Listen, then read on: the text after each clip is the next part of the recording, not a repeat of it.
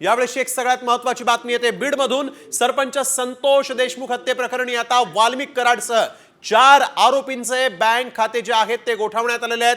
आरोपींच्या हाताचे ठसे जे आहेत ते या ठिकाणी जुळल्याची देखील माहिती समोर आलेली आहे। 150 अधिकारी आणि कर्मचाऱ्यांकडून या प्रकरणाचा सखोल तपास सुरू आहे। फरार आरोपींसाठी सीआयडीचे 9 पथकांकडून आता तपास करण्यात येतोय। यावेळेची एक महत्त्वाची बातमी आपण बघतोय। हत्या प्रकरणातील 4 आरोपींची बँक खाती गोठवलेली आहेत। विनोद जिरे आमचे प्रतिनिधी आपल्या सोबत फोन लाईन वरून जोडले गेलेले आहेत। विनोद, आपण बघतोय एक मोठा हा तपासामधला एक मोठा खरं तर ही कारवाई म्हणावी लागेल, कारण आता वाल्मिक कराडचं देखील बँक खातं गोठवलं गेलेलं आहे आणि यामुळे आज त्याच्या पत्नीची देखील चौकशी झाली आणि त्यानंतर ही मोठी कारवाई झाली असं म्हणता येईल। काय अधिक सांगाल? खरं पाहिलं तर या प्रकरणामध्ये आता सीआयडी जी आहे ती मोठ्या तपासाला लागलेली आहे आणि सीआयडीचे 9 पथक आणि जवळपास 150 अधिकारी कर्मचारी यांच्या मार्फत खंडणी आणि जे खून प्रकरणातील आरोपी आहेत त्यांचा तपास जो आहे तो सुरू आहे। विशेष म्हणजे महाराष्ट्रात नाही तर देशभरामध्ये त्यांच्याकडनं तपास सुरू आहे आणि जे आरोपी आहेत खंडणीमधील वाल्मिक कराड असतील किंवा जे खून प्रकरणातील 3 आरोपी या सर्वांचे जे खाते आहेत ते गोठवण्यात आले तर यामुळेच आता जे खात्याला एक सूत्राकडून अशी माहिती मिळाली की हे जे खाते आहेत ते गोठवण्यात आलेले आणि त्यामुळे ते सलेंडर करू शकतात अशी देखील शक्यता त्यांनी वर्तवलेली आहे। पुढील 24 किंवा 48 तासामध्ये ते सलेंडर करू शकतात अशी शक्यता त्यांनी वर्तवली आहे। त्याचबरोबर जर दुसरीकडे पाहिलं तर या ठिकाणी पासपोर्ट विषयी देखील त्यांनी कारवाई केलेली आहे, त्यामुळं ते विदेशात जाणार नाहीत असं देखील त्यांनी या ठिकाणी शक्यता वर्तवली आहे। जे खून प्रकरणातील आरोपी आहेत त्यांच्या ठशाचे निशाण जे आहेत ते मॅच झाल्याचं देखील समोर आलेलं आहे आणि जे संतोष देशमुख आहेत त्या संतोष देशमुखांना वेगवेगळ्या 4 ठिकाणी जाऊन मारहाण करण्यात आली, त्यांना घेऊन जाऊन मारहाण करण्यात आली हे देखील समोर आलेलं आहे। आणि त्याचबरोबर आता जो तपास आहे तो तपासाला वेग आले। आज सकाळपासून या ठिकाणी जे विविध जे नागरिक आहेत त्याचबरोबर त्यांच्या ज्या पत्नी आहेत वाल्मिक कराड यांची त्यांची देखील या ठिकाणी चौकशी पुन्हा एकदा करण्यात आली आणि त्याचबरोबर काही पक्षातील जे पदाधिकारी आहेत त्यांची देखील चौकशी या ठिकाणी करण्यात आली आहे।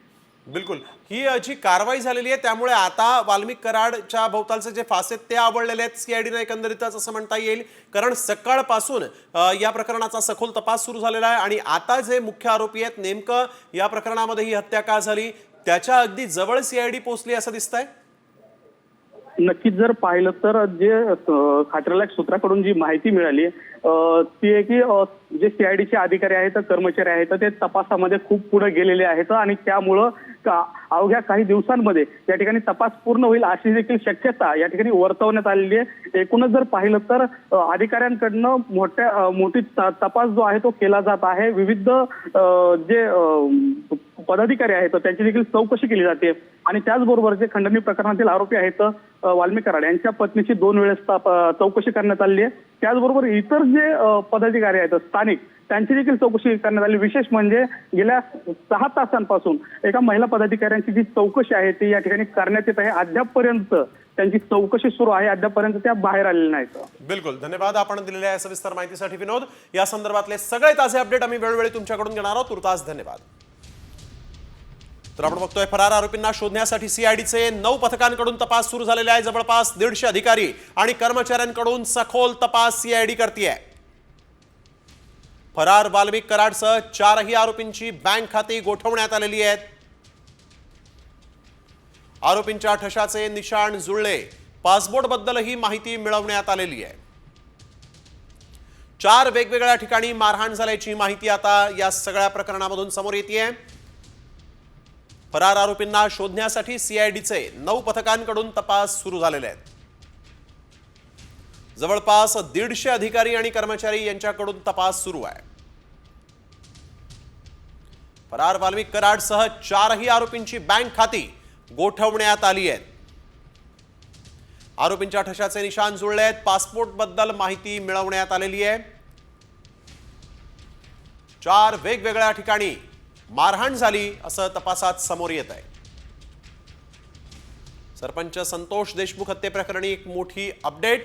वाल्मिक कराडला कधी अटक होणार हा प्रश्न उपस्थित झालाय, कारण वाल्मिक कराडसह 4 आरोपींची बँक खाती गोठवली गेलेली आहेत। या आरोपींच्या ठशाचे निशाण जे आहेत ते जुळले गेले असं देखील इथं सांगण्यात आलेलं आहे।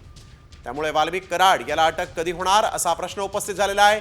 9 पथकांकडून सीआयडीनं हा तपास सुरू केलेला आहे। फरार आरोपींसाठी 150 अधिकारी आणि कर्मचाऱ्यांकडून तपास सुरू आहे। फरार वाल्मिक कराडसह 4ही आरोपींचे बँक खाते गोठवण्यात आलेले आहेत। पासपोर्ट बद्दल देखील आता सीआयडीच्या पथकानं माहिती मिळवलेली आहे। आरोपींच्या ठशाचे निशाणं जी आहेत ती देखील जुळलेली आहेत आणि सरपंचांना 4 वेगवेगळ्या ठिकाणी मारहाण झाली होती अशी ही एक धक्कादायक माहिती आता समोर आलेली आहे। आज दिवसभरात सीआयडीनं सखोल असा तपास केलेला आहे। वाल्मिक कराड भोवतीचा फास आवळत चालल्याचं इथं पाहायला मिळत आहे, परंतु फरार वाल्मिक कराडला अटक कधी होणार असा प्रश्न उपस्थित झालाय। आज वाल्मिक कराडच्या पत्नीची देखील दुसऱ्यांदा चौकशी करण्यात आलेली आहे। तर सरपंच हत्या प्रकरणात राज्यातील वातावरण हे चांगलंच तापलेलं आहे आणि या प्रकरणी तपास करणाऱ्या सीआयडी पथकाला स्कॉर्पिओ गाडीमध्ये 2 मोबाईल मिळालेत आणि या मोबाईलमध्ये संतोष देशमुख यांना मारहाण करतानाचा व्हिडिओ आणि मोबाईलवरून एका बड्या नेत्याला फोन केल्याची माहिती सूत्रांनी दिली आहे। सरपंच हत्या प्रकरणी 2 मोबाईल जप्त, मोबाईलवरून बड्या नेत्याला फोन। कोण आहे हा बडा नेता?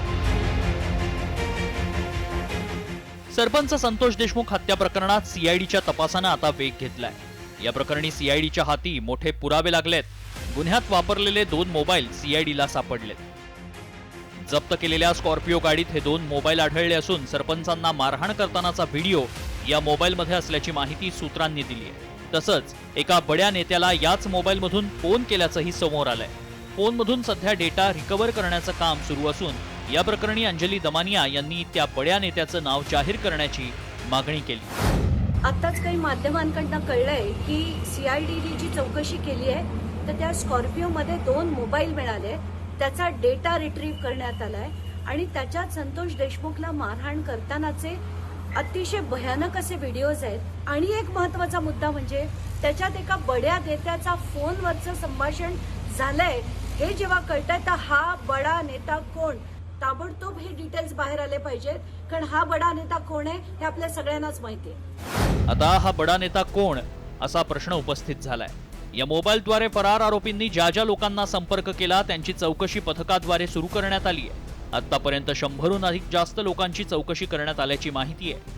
मात्र या संदर्भात कोणतीही अधिकृत माहिती देण्यात आलेली नाही।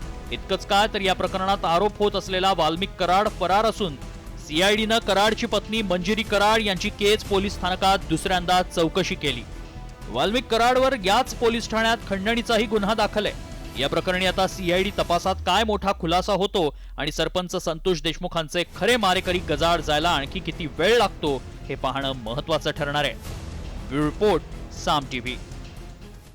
तर वळूया पुढील बातमीकडे। बीडमध्ये धनंजय मुंडेंचे समर्थक आक्रमक झालेले आहेत। सरपंचाच्या हत्येप्रकरणी मोर्चा दरम्यान धनंजय मुंडेंवर केलेल्या शाब्दिक हल्ल्यानंतर राष्ट्रवादीचे कार्यकर्ते आक्रमक झाले।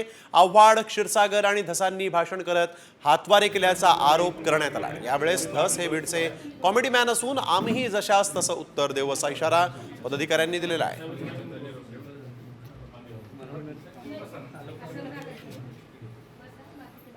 जे भाजपाचे आमदार होते ते ह्या जिल्ह्याचे कॉमेडी मॅन आहेत। त्यांना भाषणं करायला आलते का गाणे म्हणायला आलते, डायलॉग बनायला आलते हेच कळलं नाही। हा मोर्चा कशासाठी होता? हा मोर्चा कशासाठी होता? हा मूक मोर्चा होता साहेब। ह्या मूक मोर्चाला ह्याला परवानगी नव्हती। मूक मोर्चा म्हणून तुम्ही तिथं घोषणा, टाळ्या, गाणे, शिट्ट्या वाजवल्यात। हा मोर्चा ह्याचं उत्तर त्यांनी द्यावं। तर सरपंच हत्या प्रकरणात सूत्रधाराला सोडणार नाही असं मुख्यमंत्र्यांनी जाहीर केलं होतं आणि आता काय झालं? वाल्मिक कराडला पकडून त्याची नार्को टेस्ट करा अशी मागणी काँग्रेसचे नेते विजय वडेट्टीवार यांनी केली आहे। तसंच जप्त करण्यात आलेल्या मोबाईलचा कॉल रेकॉर्ड आणि व्हिडिओ तपासले तर मुख्य आरोपीपर्यंत पोहोचायला वेळ लागणार नाही अशी मागणी वडेट्टीवार यांनी केली आहे।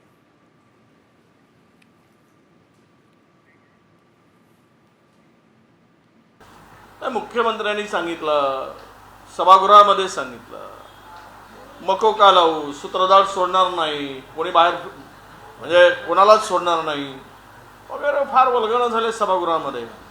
आम्ही वाट बघत होतो की या सूत्रधार हा वाल्मिक कराड आहे, हे आता लपून राहिलेलं नाही. की मला वाटतं अनेक खून जे झाले या सगळ्या प्रकरणाची या वाल्मिक कराडाला लवकरात लवकर पकडून त्याची नार्को टेस्ट केली पाहिजे. इतकं भयानक आहे ते.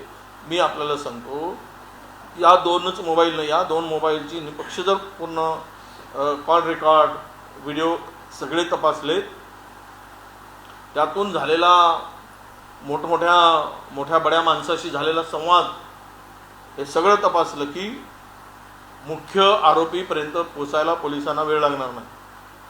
पण ज्या गतीनं, ज्या स्पीडने हे सगळं व्हायला पाहिजे, दुर्दैवानं ते होताना दिसत नाही. साल ढकलपणा दिसतोय, वेळ काढू दिसतोय. एवढा मोठा मोर्चा झाल्यानंतरही सरकार खळबळून जागा होईल अशी अपेक्षा होती, पण सरकार हातावर हात ठेवून बसलेला आहे, याचं दुःख वाटतोय. तर 2 आठवड्यांपासून सरपंच संतोष देशमुख हत्या प्रकरणावर कुठलीही कारवाई झालेली नाहीये. सरकार गेल्या 5 दिवसांपासून सुट्टीवर गेलाय का, असा सवाल आदित्य ठाकरेंनी विचारला. सरपंच हत्या प्रकरणात सरकार कुणाला वाचवतंय, कायदा सुव्यवस्थेचा प्रश्न निर्माण झालाय, मात्र सरकार त्यावर कोणतीही कारवाई करत नाही, अशी टीका देखील आदित्य ठाकरेंनी केली आहे. गेले 5-7 दिवस सरकार सुट्टीवर आहे असं वाटायला लागलेलं आहे. कारण कायदा सुव्यवस्थेचा प्रश्न आहेच. आपण पाहताय जी उत्तरं परभणीबद्दल, बीडबद्दल दिली होती, कुठेही त्याच्यावर काही कारवाई पुढे झालेली नाही आहे. जे आम्हाला सांगितलं होतं की टाईम बाउंड कारवाई होईल, तसं काही झालेलं नाही आहे. हे कशासाठी आणि हे कोणासाठी सगळं चाललंय, हा देखील एक प्रश्न येतो ना. कोणाला सरकार वाचवतं आणि कशाला सरकार वाचवतंय, काय नक्की सरकारची अडचण होणार आहे जर वाचवलं नाही तर. सरपंच संतोष देशमुख हत्या प्रकरणानं बीडमध्ये कायदा सुव्यवस्थेचा प्रश्न निर्माण झालेला आहे. बीडमध्ये वर्षभरात तब्बल 1,100 पेक्षा जास्त गुन्हे दाखल झाल्यामुळे बीड आहे की बिहार असा प्रश्न विचारला जातोय. बीडमध्ये फोफावतंय अंडरवर्ल्ड.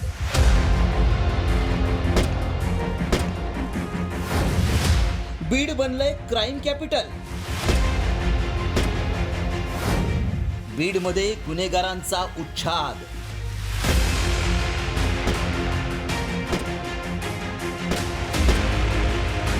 या हवेत फायरिंगच्या घटना उत्तर प्रदेश किंवा बिहारमधील नाहीयेत, तर या घटना आहेत पुरोगामी महाराष्ट्राच्या बीड जिल्ह्यातील. बीड जिल्ह्यातील मस्साजोगचे सरपंच संतोष देशमुख यांच्या हत्येनंतर बीडच्या पोलीस प्रशासनाची लक्तरं वेशीला टांगली गेली आहे. तर बीड जिल्ह्यात दहशत माजवण्यासाठी गाडी घेतली म्हणून आनंद साजरा करण्यासाठी हवेत फायरिंग केली जातीये. तर कुठे कमरेला बंदूक लावून व्हिडिओ बनवण्याचा बीड पॅटर्न समोर आलाय. इतकंच नाही तर बीडमध्ये वर्षभरात तब्बल 1100 पेक्षा जास्त गुन्हे दाखल झाल्यानं हे बीड आहे की बिहार असा सवाल विचारला जातोय. गुन्हेगारांची राजधानी बनत असलेल्या बीडची नेमकी स्थिती काय आहे पाहूयात.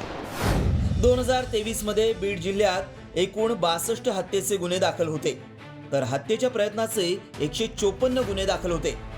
बीडमधील गुन्ह्यांची संख्या 8,960 इतकी होती. तर 2024 मध्ये हत्येचे 40 गुन्हे दाखल झाले, तर हत्येच्या प्रयत्नाचे 178, जमावाद्वारे मारहाण केल्याचे 498, महिला अत्याचाराचे 156, तर विनयभंगाच्या एकूण 386 घटना घडल्या. बीडमध्ये 2024 या वर्षात एकूण 10,100 गुन्हे नोंदवले गेले. बोगस मतदान, मारामाऱ्या, सरकारी अधिकाऱ्यांवर हल्ले, जातीय हल्ले बीड जिल्ह्यात मोठ्या प्रमाणावर घडल्याचं आकडेवारीवरून दिसतंय. इतकंच नाही तर राज्यातील नागपूर, कोल्हापूर आणि साताऱ्यानंतर सर्वाधिक 1,222 शस्त्र परवाने हे बीड जिल्ह्यात आहेत. वर्षभरात बीडमध्ये 100 पेक्षा जास्त फायरिंगच्या घटना घडल्या आहेत. त्यामुळे सरकारनं या प्रकरणाची गंभीर दखल घेतली आहे. ज्यांचे शस्त्रांसोबत फोटो असतील ते तपासून त्यांचे परवाने रद्द करण्याचे आदेश मुख्यमंत्री देवेंद्र फडणवीसांनी दिलेत.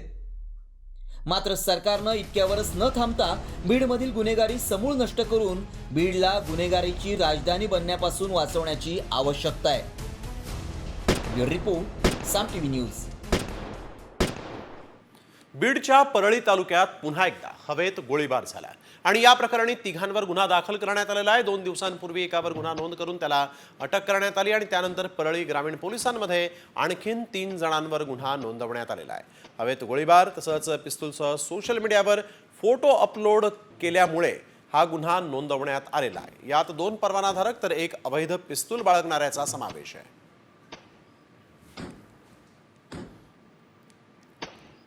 अभिनेत्री प्राजक्ता माळी मुख्यमंत्री देवेंद्र फडणवीस यांची भेट घेणार असल्याची माहिती मिळते। भाजपचे आमदार सुरेश धस यांनी माफी मागावी अशी मागणी प्राजक्ता माळीनं केली, मात्र सुरेश धस यांनी माफी मागायला नकार दिलाय। कोणताही आधार नसताना बदनामी केल्याचा आरोप प्राजक्ता माळीनं सुरेश धस यांच्यावर केला। या प्रकरणी महिला आयोगाकडे तक्रार केली असून ती फडणवीसांची भेटही घेणार आहे।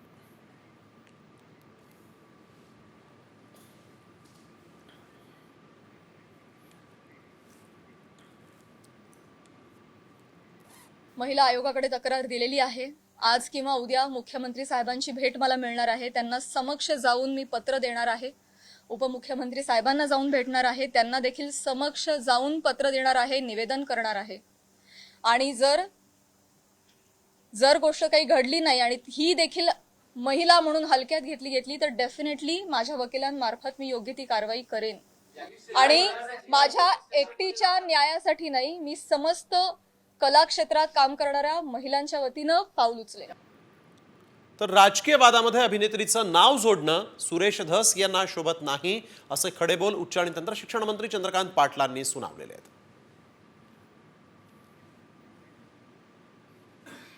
तर छत्रपती शिवाजी महाराजांनी स्त्रीचं चारित्र्य तिच्यावर शिंतोडे उडू नये याची नेहमीच काळजी घेतली। सुरेशजी माझे मित्र आहेत, मी त्यांना फोन करून सांगणार आहे। मी 2 दिवस गुजरातमध्ये प्रवास होतो, ट्राय केला, लागला नाही, आज मी बोलणार आहे। महिलेची एका अर्थाने नाचक्की होईल, बदनामी होईल असं आपण काही बोलता कामा नये। पार्टीचे एक आमदार असूनही तुम्ही हे करतात, तर ह्याबद्दल 2 मतं आहेत। किंवा पार्टीचे तुम्ही कार्यकर्ते आहात तर पार्टीमध्ये बोला, तर ते काही त्यांनी करू नये अशी मी त्यांना विनंती करणार। गौतमी पाटीलनं अभिनेत्री प्राजक्ता माळीच्या भूमिकेचं समर्थन केलंय। कलाकाराचं कुणासोबत नाव जोडून बदनामी करणं चुकीचं असल्याचं गौतमीनं म्हटलंय। साम टीव्हीशी एक्सक्लुझिव्ह संवाद साधताना गौतमीनं ही भूमिका मांडली आहे।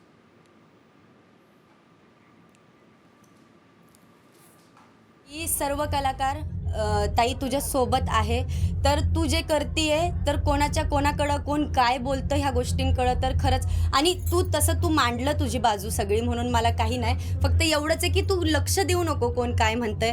बऱ्याच गोष्टी मलाही ट्रोल केल्या गेल्यात, असं नाही, पण लक्ष नाही दिलं तर बरं आहे। आणि मी एक म्हणते की आम्ही कलाकार आहोत, आम्ही प्रत्येक गावोगावी जातो, आम्ही आमची कला सादर करतो, तर मला हे कळतं की तुम्ही कोणासोबतही नाव जोडू नका विनाकारण, म्हणजे एखाद्याला बदनाम नका करू विनाकारण। भाजपचे आमदार चित्रा वाघ यांनीही ट्विट करत अभिनेत्री प्राजक्ता माळीला पाठिंबा दिला। चित्रा वाघ यांनी आपल्या ट्विटमध्ये नेमकं काय म्हटलेलं आहे पाहूयात। चित्रा वाघ यांनी ट्विट केलंय, स्त्रीचा सन्मान याला भाजपचं सर्वोच्च प्राधान्य कायमच राहिलंय। कुणाचंही नाव घेऊन अशा पद्धतीनं चिखलफेक करणाऱ्यांचा निषेध करते। आपण सर्वांनी मिळून एका चांगल्या समाजाची निर्मिती करण्यासाठी कायम पुढाकार घेतला पाहिजे। या लढाईत प्राजक्ता एकटी नाही हा विश्वास देते, असंही चित्रा वाघ यांनी ट्विट केलंय।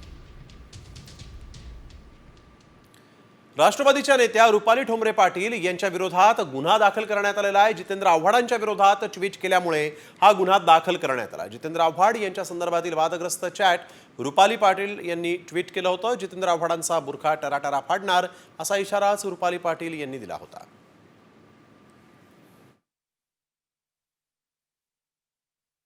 खोटं काम करायचं आणि खोट्या कामात आपला खोटरडेपणा, आपली मानसिक वृत्ती सगळी दाखवून दिली त्या एका चॅटमधून, आणि आता दाखल केलेला आहे गुन्हा। दुर्दैवाने त्याच्यात एक वकील आहे, ते असे दाखवत आहेत, बघा हा चॅट आहे आणि हा चॅट, अरे बाबा तू वकील आहेस, कधी कन्फर्म कर तो चॅट आलाय कुठला, कोणाचा आहे, आणि आता मला सांग तू चॅट तुला पाठवला कोणी, सांग टीव्हीवरती की मला हा चॅट यांनी दिला। तर तू निर्माण केलायस, नाही तर तुला कोणीतरी पाठवलाय, दोन्ही लागतील। आता महायुतीचं सरकारमध्ये महाराष्ट्रामध्ये लोकशाही पद्धतीने आणि संविधान पद्धतीने कायद्याचं राज्य आहे। त्यांनी जी माझ्यावर खोटी FIR केलेली आहे त्याला मी संपूर्णपणे कायदेशीरपणे लढाई ही लढेल, आणि जितेंद्र आव्हाडांचा बुरखा हा टराटरा कायदेशीर पद्धतीने फाडेल। सोशल मीडियावर आता जितेंद्र आव्हाड किती खोटे आहेत किंवा काय आहेत, मी किती जरी सोशल मीडियावर जितेंद्र आव्हाडसारखी ट्रायल चालवली तर त्याला जो काही अर्थ आहे ना, म्हणजे व्हॅल्यू आहे ना, झिरो आहे, झिरो. तर नुकत्याच झालेल्या निवडणुकीत जवळपास 150 मतदारसंघात गडबड झाली असा आरोप आमदार उत्तम जानकरांनी केलाय. तसंच सखोल चौकशी केल्यास अजित पवारही 20,000 मतांनी पराभूत झाल्याचं दिसून येत असल्याचं यावेळेस जानकर यांनी म्हटलंय. जवळजवळ अजितदादांनी त्यामध्ये 1,80,000 जी मतं पडलेली आहेत त्यापैकी 1/3 म्हणजे 82% असं प्रोपोर्शन तिथं सुद्धा लावलेलं होतं. त्यामुळं योगेंद्रदादांची मतं 80,000 अधिक 7 अशी 41 आहेत आणि त्यांच्यामधली 81 मधली त्या ठिकाणी 60 वजा होतात. 21 वरती अजितदादा सुद्धा. जयकुमार गोरेंना मतं आहेत 1,48,000 आणि त्या ठिकाणी गाडगेंना मतं आहेत 1,03,000. तर त्या ठिकाणी त्यांची सुद्धा 30,000 मतं ही ह्यांना म्हणजे गाडगेंची त्यांनी चोरली. वळूया पुढील बातमीकडे. नवी मुंबई आंतरराष्ट्रीय विमानतळावर इंडिगो एअरलाइन्सचं एक विमान उतरलंय. विमान उतरल्यावर विमानतळावर त्याला सलामीही देण्यात आली. याआधी लष्करी विमानानं नवी मुंबई विमानतळावर लँडिंग केलं होतं. आता व्यावसायिक विमान लँड झालंय. रनवे, सिग्नल यंत्रणा अशी सर्व महत्त्वाची कामं जवळपास पूर्ण झाली आहेत. तर विमानतळाच्या टर्मिनल इमारतीचं काम हे अंतिम टप्प्यात आलंय. नवी मुंबई आंतरराष्ट्रीय विमानतळाचं काम 17 एप्रिल 2025 पर्यंत पूर्ण होऊन पहिलं विमान उड्डाण करणार आहे. पहिली कमर्शियल फ्लाईटची लँडिंग होत आहे. सगळ्यांनी टाळ्या वाजवून स्वागत करायचं आहे. चंदन दादा,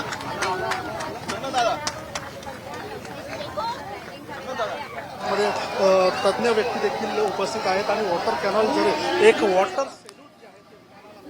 तर आपण बघतोय यावेळेस इंडिगोचं हे पहिलं विमान जे आहे ते नवी मुंबईमध्ये उतरलेलं आहे.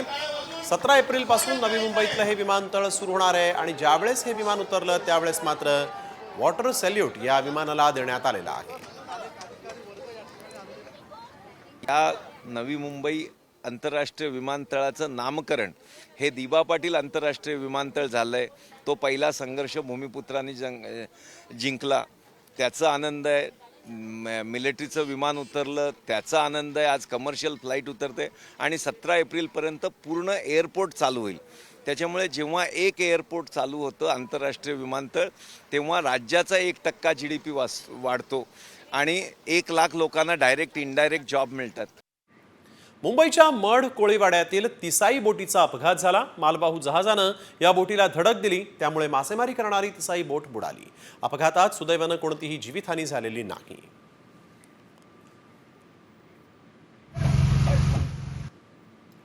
तर 70 किलोमीटरवर अपघात झाला आणि 70 किलोमीटरची बोट खेचून आणायला कमसे कम 8 तास झाले.